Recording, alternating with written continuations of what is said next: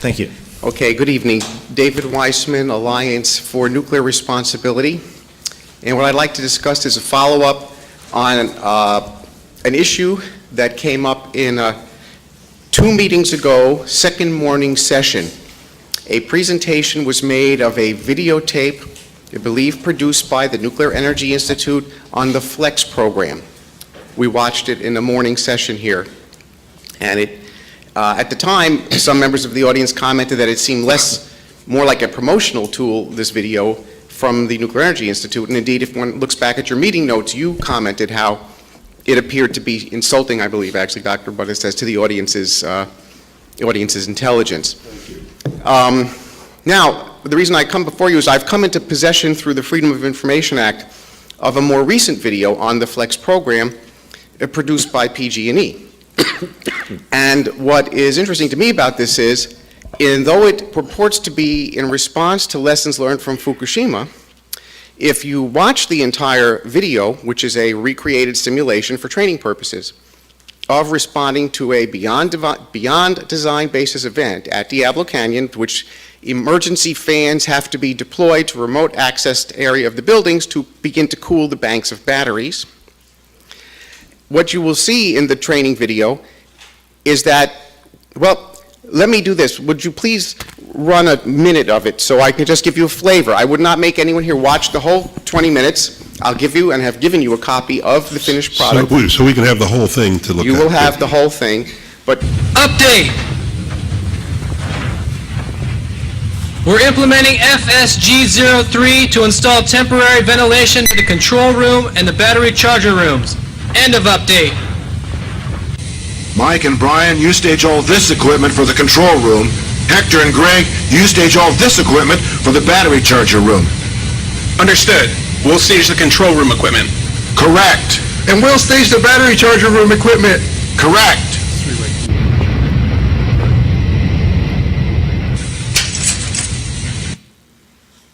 To provide power for ventilation fans, flex generators are deployed from the buttress storage location to a staging area inside the turbine building machine shop.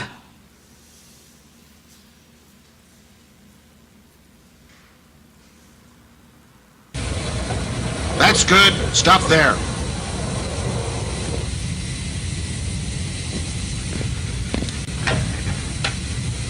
Let's go.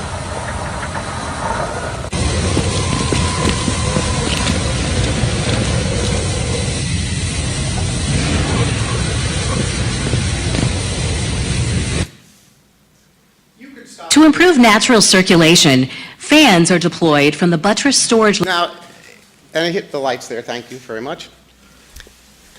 What you'll see, and I hope Dr. Peterson, who's very big on the housekeeping issue, notices, they make an announcement in the moment before the clip begins that the plant is suffering a beyond design basis event striking the Central Coast.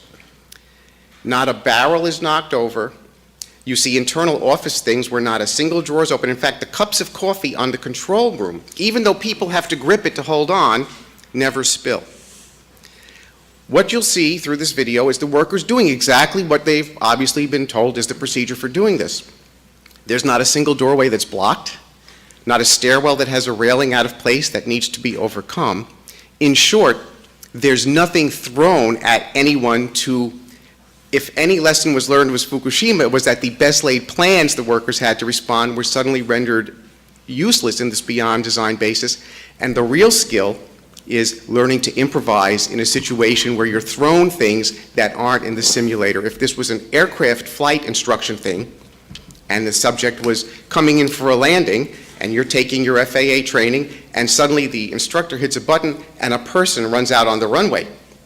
And now you have to abort the landing. So you see how the pilot responds. And they might decide to give it more thrust. And then, what would you do? Pull up, pull up. Aha, but that's the test, right? Because as you know, if you give the plane thrust, like kicking off a skateboard or a wheelie on a motorcycle, the nose is going to go up anyway. And if you instinctively pull back on the yoke, you're going to overcompensate. So they test the pilot. Did the pilot realize you're giving it thrust and you've got to counterintuitively push down on the nose? But that's not a good enough test. Then what you want the instructor to do is push the button, as they will, and take out the right engine. Now what do? That's the degree of testing they put the pilots through to determine how they respond. In this video, not a single encumbered situation, everything goes exactly as planned. If we've learned any lesson from Fukushima, it would be that things do not go as planned, and the real training video would be to toss simulations or situations where the worker comes to something, the doorway's blocked, it won't open. What do we do now? What did the manual and what did the training tell them? Well, have you tried X, Y, or Z? None of that you'll see when I give you the documentation or the file for the entire 20-minute video. And so I would think the exercise, instead of being a real response to what we actually now see as the post-Fukushima situation, only enhances a status quo situation that puts us back the day before that incident took place in Japan as far as training and preparedness. And this includes the safety of the people themselves working at the plant having to deal with these situations. Doesn't deal with any of the psychological things. It says it's a beyond design basis event that when you see the video brings down the 500 kV lines crashing down. Any event strong enough, and as Dr. Buddis has told us, most everything there is stable enough to withstand these forces. Every component's been tested, but in this building, truly to his statement, nothing fails. Nothing is dislodged, nothing is knocked loose. No one gets on the phone to call their family and see if they're okay. But we know from Fukushima, that's what the workers did. Now, if you don't want them to do that, then the training would say, Bill, I know you're concerned, but we've got to get to this now. Misses the chance for the nuances and the subtleties, and once again would be no more than the same smokescreen that the NEI presentation video was. So I will not make you watch it now. I will give a DVD of the video to your council. They can distribute it to you. I suppose under the Freedom of Information Act, I could, I guess, post it on a YouTube page because it becomes public domain at that point, and perhaps I will be able to do that. Anyway, just point that out to you in regard to your Flex program surveillance. Thank you very much.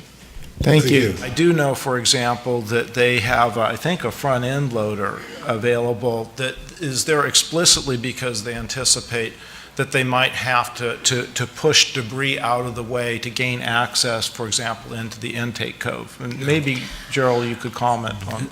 Sure, I could speak to that. First of all, the video that was shown, or segment of it, is not a training video. That was just an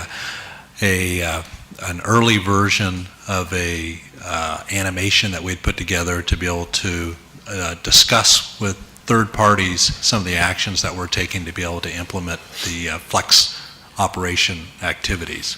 And point two, if I may just address the comments of Mr. Strickland regarding the video.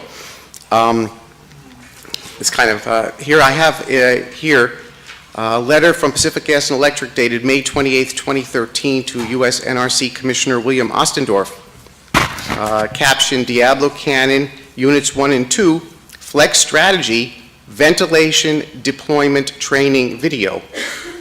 Dear Commissioner Ostendorf, thank you for taking the time to meet with the Diablo Canyon Power Plant delegation Monday, May 6, to review the DCPP operating performance and progress in responding to the lessons learned from the Fukushima event. At the meeting, we discussed the DCPP training videos that Pacific Gas and Electric had developed for deploying Flex strategies in response to a beyond design basis event. You expressed interest in the training video. Please find the enclosed CD-ROM depicting the Flex ventilation deployment. If you have any questions, please contact Mr. Tom Baldwin. Sincerely, Jeff Sumi, Senior Director, Engineering and Technical Services. So obviously either Mr. Sumi is incorrect or Mr. Strickland is incorrect, but that's the basis for which I have this information. Thank you. Thank you. Thank you. Additional? Well, I can make the comment that I've had the responsibility for the development of our Fukushima program since day one, and that I also am responsible for the contracts that were let with the company Visual Purple that produced that animation as well as a number of other animations, and that it has not and is not currently being used as a training aid. That it's not to say that we have other videos that we've produced through Visual Purple that may be used as part of our training in the future. Okay, thank you.